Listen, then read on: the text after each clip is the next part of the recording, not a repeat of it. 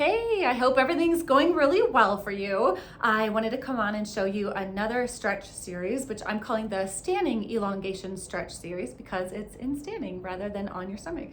So the main thing to remember always with any kind of stretching, especially this type, is to remember the purpose of it. It's to teach a muscle to relax and lengthen. So this is different from our usual way of learning to stretch, which creates a resistance or a pull.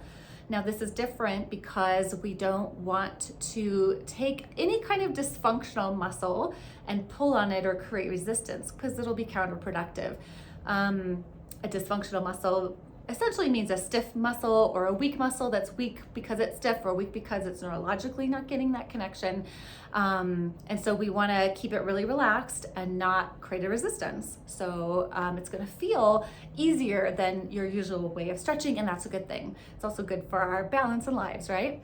So one last thing. What is that, how do we know whether we have a dysfunctional muscle or not? We may not. So when in doubt, backing off to this style of stretching is always possible. It's always available, and you can do it before exercise, unlike the kind of research around other traditional stretching methods. So because we're not creating resistance, it's actually a great transition between a static position, like sitting in a car, to a movement, especially a repetitive movement, like running. And we want to have that transition. So after you've been, say, sitting in the car and you drive, say, to a trailhead or a run start, you want to teach the muscle to relax and lengthen so it can warm up before you warm up, so it can get some length, and it usually feels pretty good. So it's worth trying out. So here's what you want to do. So with stretching like this, we want to keep it relaxed. So find a wall or a tree or a bench or a counter, and make sure you're not having a balance to do this. That might be okay at some point, but for now and for starting, we really want to keep everything relaxed and make sure we can feel in really well. And so there are 3 moves with this as well.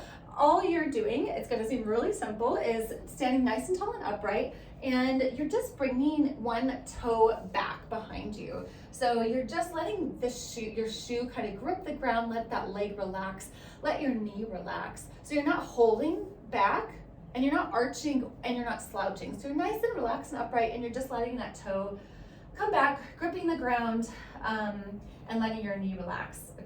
The tendency most people have is to pull back or feel like it should be some sort of lunge. So it's not that. You're just standing on one leg, you're letting the other leg relax. Now feel or sense into that leg that's relaxed and where the toe is just gripping on the ground, and feel for any tension or pressure in your back or your hip or any kind of stretch.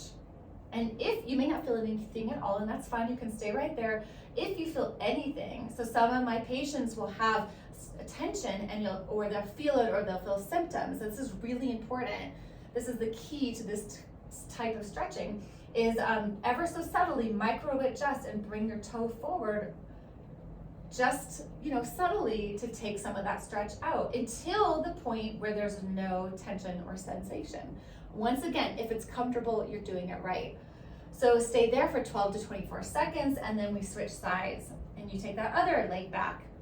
Now, a lot of people ask this question, whether it's okay, like, should we be holding ourselves up or just letting ourselves drop? I just think with that standing leg, it's just a neutral position. So we really don't want to hang out. We really don't want to, but we also don't want to overly work. So find some Goldilocks middle place where you're not over exerting, but you're also not creating any, problem in the standing leg.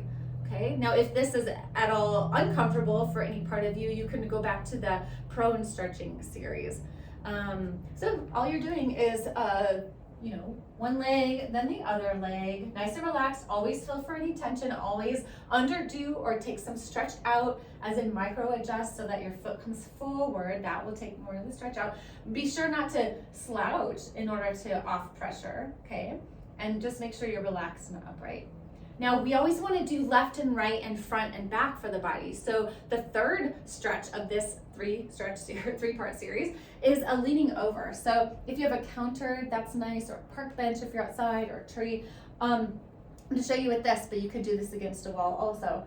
So you just want to stand close, take your feet a little wider than hip width, so they're balancing nicely, and just lean straight over, let your head relax. Once again, we don't want to raise the head because it works the paraspinals on the back of the body, and then we're working muscles we're trying to teach to relax.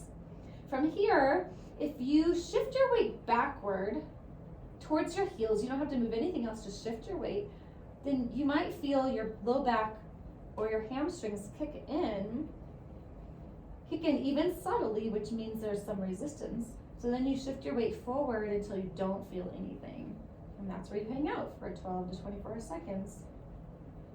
I would start with longer until you get the hang of it, and then add kind of this routine. If this bothers your wrists at all, you could come up onto your fists rather. And again, make sure everything's relaxed. So then go back to your toe back stretch. Okay. Well, actually, I'll do the time for you and with you. So just hanging out there, micro adjusting, feeling, sensing in, letting yourself slow down. I know it can be hard to do that when we've got so much on our plates and rushing, but imagine if this, again, is the thing that changes all the things, that allows you to both sense into your body, become more relaxed, calm the nervous system, by the way. So it's the broader nervous system where we want to calm the sympathetic system and bring out the parasympathetic system, which helps us rest, recover, and digest.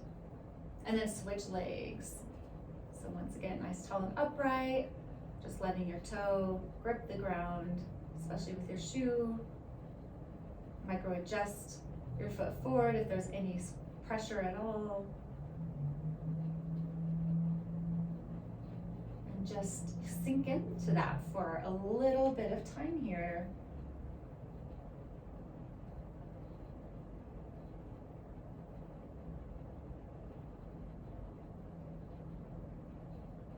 And then if you don't have a counter or a table or bed like this, you can use a wall or a tree just by leaning back against it. The key, again, as always, is to understretch. So make sure you shift your weight back, feel for any back or hamstring pressure, and then shift your weight forward. And make sure you're just using that wall to not have to work.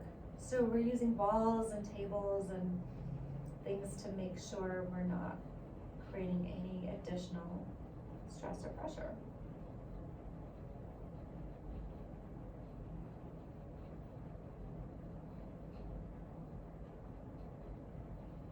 And always keep, exploring the edge and then coming away from it.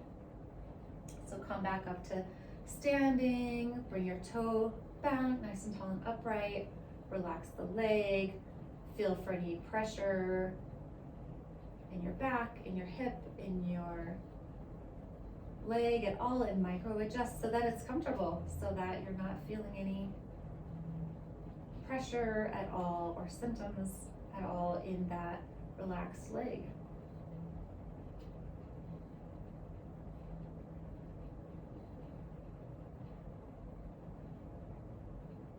So come back over to that other side, switch legs.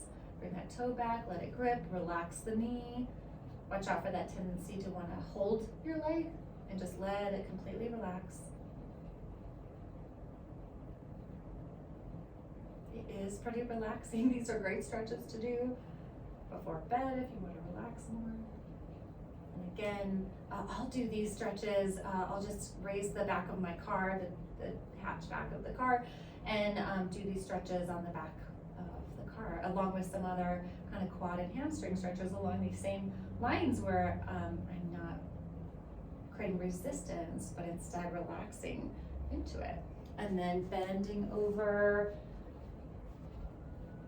feeling for any resistance. So I'm actually going to come forward, again, shift your weight back, feel for any pressure in your back or hamstrings. If you don't feel anything, that's totally fine. You can stay there. Otherwise, micro adjust. Another question a lot of people ask is about the arch of the back. You're really just letting things relax. Let it hang out where it lands. Don't try to make it into some shape.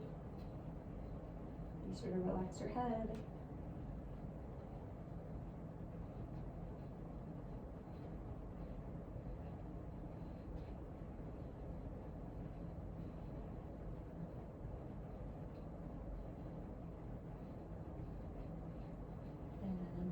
repeat. So that is the series of 3.